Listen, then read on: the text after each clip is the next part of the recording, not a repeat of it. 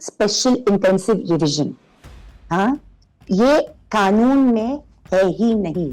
43 या 45% प्रवासी कामगार वोट डालते हैं क्योंकि वो नहीं जा पाते वापस घर। सबसे ज्यादा अगर वंचित कैटेगरी होती है यहाँ पे बिहार में तो वो दलित है, अल्पसंख्यक मुसलमान है और प्रवासी कामगार है। मैं इस तरह पे कहूँ, और इसीलिए सीमांचल का जो हिस्सा जिसके बारे में आपने पूछा, क्योंकि वो बहुत ही बैकवर्ड एक एरिया है और वहाँ पे न सिर्फ विपक्ष को कुछ कुछ सीटें मिलती है, मगर ये पूरा एक ब्लॉक जो है वो एक वंचित कैटेगरी का ब्लॉक है। तो ये एक सवाल का एक मुद्दा जरूर है कि आपका जब राज्य का एवरेज 8.3% है तो यहाँ पे इतना ज्यादा टारगेट क्यों किया गया है? स्टेट वाइड एवरेज सेम या सिमिलर या बराबरी का क्यों नहीं है? हरियाणा में चुनाव आयोग ने प्रतिशत में वोट दिया, but for districts not for constituencies. मतलब एक और लेवल पर नॉन ट्रांसपेरेंसी लेके गए। सवाल यह है क्योंकि 5 बजे के बाद आपको याद होगा कि महाराष्ट्र का चुनाव जो 20 नवंबर को हुआ 2024 को, और 23 नवंबर को रिजल्ट आ गए। मतलब रिजल्ट आ गए, चौंकाने वाले रिजल्ट थे वो। एनीवे, तो वो रिजल्ट में 3 दिन में 5 बजे के बाद बहुत बड़ा एक परसेंटेज सर्ज हो गया। तो 5 बजे आपका जो परसेंटेज था वो 58.22% था। और इसमें मुझे एक चीज आपके दर्शकों के लिए कहना है कि जो हमारे एक्सपर्ट्स को और वोट फॉर डेमोक्रेसी के लिए एक बहुत बड़ा सवाल 2024 के चुनाव के बारे में बाद में खड़ा हुआ कि 2024 के चुनाव तक, लोकसभा चुनाव तक आंकड़े जो आते थे चुनाव आयोग के जरिए वो एक्चुअल नंबर्स में आते थे कि so many votes were cast at 6 PM, ठीक है, मतलब एक आंकड़ा होता था। 2024 में एक नया डेटा पैरामीटर शुरू किया इलेक्शन कमीशन ने। They started giving the voters in percentages। अभी परसेंटेज देने का कोई मतलब है ही नहीं, क्योंकि वोट आपका और हमारा पड़ता है आंकड़ों में, वोट गिना जाता है आंकड़ों में, वोट रिकॉर्ड होता है ऐप पे या फिजिकली आंकड़ों में, एक नंबर होता है। तो उसको एग्रीगेट करने का मतलब क्या है और मकसद क्या है? 2019 लोकसभा और 2024 विधानसभा में 84.6 लाख बढ़ गए हैं। वोट फॉर डेमोक्रेसी महाराष्ट्र एक नागरिक बॉडी है। इस नागरिक बॉडी ने एक रिपोर्ट निकाली 22 जुलाई 2024 को मुंबई के वाईबी चव्हाण सेंटर में, और इसी बॉडी में स्थापित हुआ इसका लक्ष्य पारदर्शी, निष्पक्ष और एक घृणामुक्त चुनाव सुनिश्चित करना।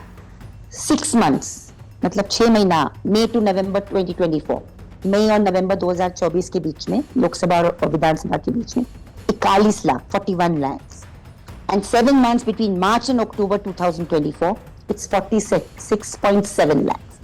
तो अब एवरेज भी कोई आपके सामने नहीं आता है, it's beating all averages what has happened in 2024। Kamthi में कांग्रेस का वोट जो है वो एक ही रह जाता है 1.35 लाख, और बीजेपी को वहां पे 56,000 वोट बढ़ जाते हैं कामठी विधानसभा क्षेत्र में।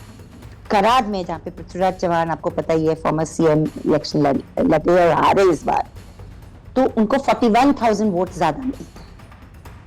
और कामठी में जैसे मैंने आपको बोला 56,000 बढ़ते हैं, वोटर लिस्ट में जो बढ़ावा है कामठी में वो 35,000 है। मतलब सबके सब नए वोटर्स बीजेपी के पास जा रहे हैं, आप ये कह सकते हैं। 6 जगह पे तो है ही सुषमा गुप्ता का है, और जैसे कि हमारे एक्सपर्ट्स भी कहते हैं कि अगर आप और हमारा नाम 2 बार आता है तो you and I are not guilty, it is the election commission who is guilty. Report के अनुसार प्रारंभिक मतदान आंकड़ों और अंतिम मतदान आंकड़ों के बीच 4.65 करोड़ वोटों की वृद्धि हुई, जो 7 चरणों में 3.2 से 6.32 की वृद्धि दर्शाता है। ये वृद्धि विशेष रूप से दूसरे चरण में देखी गई, जहां ये एनडीए बीजेपी को असामान्य रूप से लाभ पहुंचाने वाला प्रतीत हुआ। उदाहरण के लिए उत्तर प्रदेश में 8 पर 8 सीट, पश्चिम बंगाल में 3 में से 3, मध्य प्रदेश में 6 में से 6 और अन्य राज्यों में एनडीए को भी लाभ हुआ है। कुल मिलाकर ये दावा किया गया है कि इस वृद्धि ने एनडीए को 76 सीटें जीतने में मदद की, जो बिना इस हेरफेर के संभव नहीं होता। 21 और 25 जुलाई के बीच में यही डिसीज कैटेगरी में, डेड वोटर्स के कैटेगरी, मृत्युजनक कैटेगरी में अचानक 5,44,000 का आंकड़ा सामने आता है, जो मतलब 27 दिन की प्रक्रिया में 4 दिन के बीच में इतने ज्यादा आंकड़ों के कैसे, इस तरह का स्पाइक किस तरह होता है, ये सवाल हम उठा रहे हैं। 2,241 डेड इलेक्टर्स पर कंस्टिट्यूएंसी वोटर एक ही दिन में इस तरह डिक्लेयर डेड होते हैं। अचानक इस तरह का स्पाइक परमानेंटली शिफ्टेड कैटेगरी में होता है कि जो जिन लोगों ने अपना स्थान परमानेंटली जो बदल दिया है वो भी इस तरह से बदल जाता है। बिहार में हम देखा जाता है यही पीरियड में। और इसका भी आंकड़ा बहुत बड़ा हो जाता है, 15,24,769। फिर जो डिलीशन फॉर्म्स हैं आपके, मतलब डिलीशन जो मतलब जो लोगों को निकाले जाते हैं, जितने नंबर के फॉर्म डिक्लाइज हो रहे हैं वो पीरियड में 23 और 25 जुलाई के बीच में, वो एक आंकड़ा है, मगर जो डिलीशन है वो 9 लाख हो जाता है। मतलब फॉर्म्स एक आंकड़ा दिखाता है कि कितने फॉर्म्स डिलीट हुए, मगर जो डिलीशन होता है 48 to 57 लाख अचानक डिलीशन बढ़ जाता है। फिर मल्टीपल रजिस्ट्रेशन कैटेगरी भी कम की जाती है, मतलब कि पहले आपके 3 कैटेगरीज थे जिसमें आपका ये डिसीज वोटर्स थे, जो लोगों की देहांत हो गया, जो लोग परमानेंटली शिफ्ट हो गए, या फिर जिसका नाम 2 जगह पे है। ईएम में दर्ज वोटों और गिनती के बीच विसंगतियां पाई गई। कुछ उम्मीदवारों को फॉर्म 17C मतदान के अंत में वोटों की रिकॉर्ड्स नहीं दिए गए, जो पारदर्शिता की कमी को दर्शाता है। इस पर तीस्ता ने क्या कहा? बहुत सारे पोलिंग स्टेशन के पास राउटर लोगों ने पकड़े, राउटर पकड़े। फिर लोगों ने देखा कि ईसीआई और बीएल जो बोर्ड मेंबर है, जो ईवीएम मैन्युफैक्चरर है, उसमें बहुत सारे बोर्ड मेंबर बीजेपी के मेंबर हैं जो होने नहीं चाहिए वहां पे। तो ये जब नॉन ट्रांसपेरेंसी की बात बार बार समझ में आ रही है, और ये कहना कि लोग एंटी टेक्नोलॉजी है, ये गलत है। हमको वो टेक्नोलॉजी, हमको सिक्योर टेक्नोलॉजी चाहिए, राइट? तो अगर आप हमारे एक्सपर्ट्स के साथ बैठे, you sit with experts and you explain to them how are you ensuring that the symbol loading unit is secure. The SLU unit is not secure today because it has a labile memory, as Professor Harish Kadnik has explained, as Professor Madhav Deshpande, because it is connected to the Election Commission server externally, which means we are not saying that the technology is manipulated, but we are saying the data which feeds the technology can be manipulated. Voters with their names in 2 places, ये 3 category को मर्ज करके मर्ज data नाम का और भी थोड़ा सा manipulation की जगह छोड़ी जाती है हमारे हिसाब से। तो डेटा साइंस जो हमारे एक्सपर्ट्स की प्रोफेसर हरीश कदमिक है, माधव देशपांडे जी है पूना से, computer science expert. This is unheard of in data science कि आप जब 27 दिन का कोई एक्सरसाइज करते हैं, इतने सारे फॉर्म बांट कर, तो एक स्टडी फ्लो ऑफ डेटा आना चाहिए, जो आंकड़े आते जाते हैं, डाले जाते हैं। और इस तरह का जब स्पाइक होता है, लगता ऐसा है, हम इल्जाम नहीं लगा रहे हैं मगर सवाल उठा रहे हैं, लगता ऐसा है कि कोई प्री डिटर्मिन्ड टारगेट देखते हुए इस तरह का टुवर्ड्स द एंड, क्योंकि 26 को लास्ट डेट था, मतलब एसआईआर एक्सरसाइज का, कि एक टारगेट को मीट करने के लिए अचानक ये कैटेगरीज को बढ़ाया गया। ऐसा है क्या, ये सवाल हम उठा रहे हैं। अभी दूसरी एक बात निकली है कि वोटर्स लिस्ट को लेकर, जब से राहुल गांधी ने वो माधवपुरा को लेकर ये सवाल उठाए हैं, तो सर्चेबल वोटर्स लिस्ट क्यों है, ये सब चीजें, अभी सुप्रीम कोर्ट का निर्णय भी आया है परसों, स्टे मतलब इंटरिम ऑर्डर आया है कि वोटर रीडेबल फॉर्मेट में 65 के 65 लाख नामों का केस पूरे डिटेल्स भी लगाना चाहिए ईसीआई को पब्लिक डोमेन में, कारण भी देना चाहिए, रीजंस भी देना चाहिए कि उनके डिलीशन क्यों हुए हैं, कैसे हुए, वगैरह वगैरह। कई जिलों में, जैसे दरभंगा में एक और कैटेगरी है जो ये 65 लाख में नहीं जोड़ी गई है, वो है नॉट रिकमेंडेड बाय बीएलओ। और उन्होंने दरभंगा का एक एक्सेल शीट भी अपने चैनल पे, जो उन्होंने हमारे साथ भी शेयर किया, ये एक्सेल शीट आप देखेंगे तो there is a entire category which is a new category जो दिखाई नहीं देता है, which is not recommended by BLO, जो इंटरनल डॉक्यूमेंट्स में से निकलता है, ईसीआई के इंटरनल डॉक्यूमेंट। तो ये अगर कैटेगरी आप जोड़ ले तो 65 लाख लोगों के साथ साथ और 35 लाख लोग शायद डिलीट हो जाएंगे, जिसका मतलब है कि 1 करोड़ से ऊपर वोटर बिहार के अपने मत अधिकार से वंचित हो जाएंगे। वीवीपैट के साथ ईवीएम वोटों का पूर्ण सत्यापन नहीं किया गया, जिसे रिपोर्ट में गंभीर खामी माना गया है। ईसीआई ने प्रारंभिक मतदान आंकड़ों को जारी करने में देरी की। उदाहरण के लिए पहले चरण में 11 दिन की देरी और अंतिम आंकड़ों में वृद्धि के कारणों की व्याख्या भी नहीं की है। खैर, इस रिपोर्ट में कई तरीके के सवाल उठ रहे हैं। ईसीआई ने सुप्रीम कोर्ट में दावा किया कि मतदाता मतदान डेटा साझा करने का कोई कानूनी दायित्व नहीं है, जो मतदाताओं के जानने के अधिकार का सीधा सीधा उल्लंघन है। उसमें से अगर आप देखो कि सबसे ज्यादा वंचित कैटेगरी या वल्नरेबल कैटेगरीज कौन है, तो मेरे मानने में गोपालगंज, पूर्णिया, किशनगंज और मधुबनी, उसमें ये जो 8.3 जो राज्य का एवरेज है 8.3%, उसमें से सबसे ज्यादा गोपालगंज में 15.10%, पूर्णिया में 12.08%, किशनगंज में 11.82% और मधुबनी में 10.44%। ठीक है, अभी एक मोटी जो चीज मैं बिहार में बताना चाहूंगी सीमांचल से जाने से पहले, कि Bihar is a migrant huge migrant exporting state, जिसमें ऑलमोस्ट 1.90 करोड़, मतलब close to 2 crore voters are out working interstate all over India, मतलब बाकी राज्यों में ये काम करते हैं।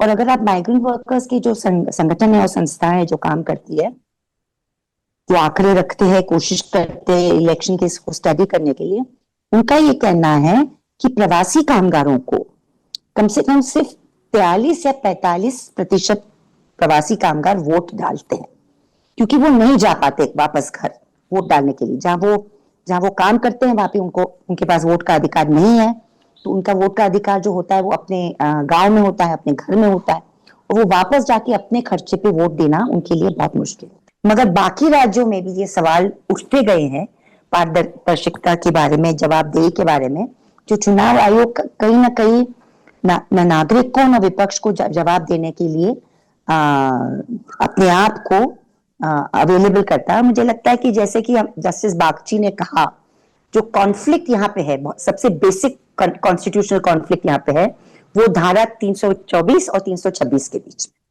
क्योंकि 324 एक तरह के कुछ अधिकार इलेक्शन कमीशन को देता है, कुछ पावर्स देता है कि आप क्या कर सकते हैं और क्या नहीं कर सकते हैं, और 326 is the fundamental constitutional right to vote. So between the power of the election commission and the right of the voter to vote, exercise the universal adult franchise, this is the real conflict that we are talking about. Mumbai north west और फर्रुखाबाद जैसे संसदीय क्षेत्रों में कथित धांधली की विशेष रूप से जांच की गई।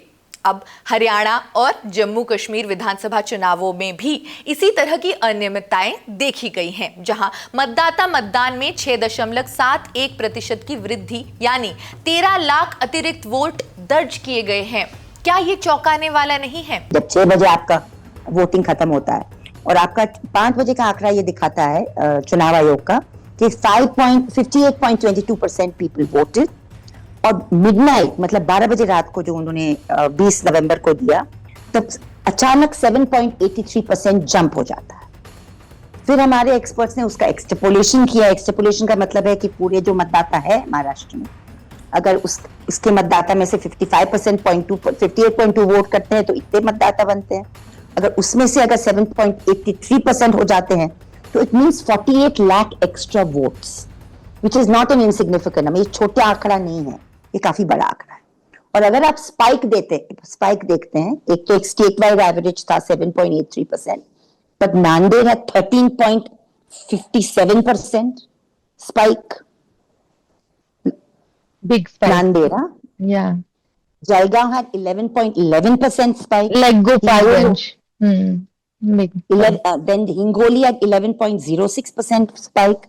Solapur had 10.63% spike. Beer had 10.56% spike. And Dhule had 10.46% spike. So what does this mean? और हिस्टोरिकली आप देखेंगे 15-20 साल का हमने आंकड़ा देखा, 1% फर्क होता है बिटवीन जो फाइनल आंकड़ा होता है और जो उसी वक्त जो डिक्लेयर किया जाता है। देन यू नो दैट बहुत लो मार्जिन्स थे महाराष्ट्र में।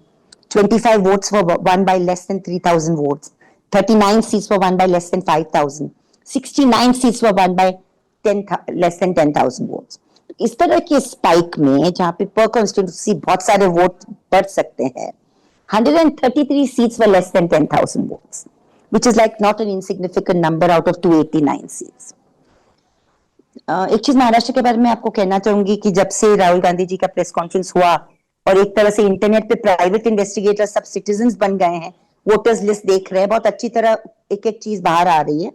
तो एक बात मैंने देखी, बहुत ही इंटरेस्टिंग बात आपके दर्शकों को, कि पालघर एक नाम की एक कॉन्स्टिट्यूंसी है, पालघर महाराष्ट्र में, जहाँ पे एक सुषमा गुप्ता नाम की एक वोटर है, उनका नाम 6 जगह, एक जिले में 6 जगह पे है।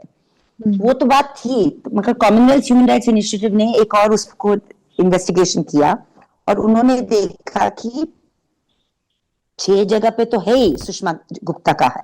और जैसे कि हमारे एक्सपर्ट्स भी कहते हैं कि अगर आप और हमारा नाम 2 बार आता है तो you and I are not guilty, it is election commission whose guilty, क्योंकि इलेक्शन कमीशन कार्ड देता है, तो वो आपका और हमारी गलती नहीं है, क्योंकि हमने तो सिर्फ अपना काम किया। जो तहकीकात का काम है, काम करना है, वो तो उनको उनका काम करना है।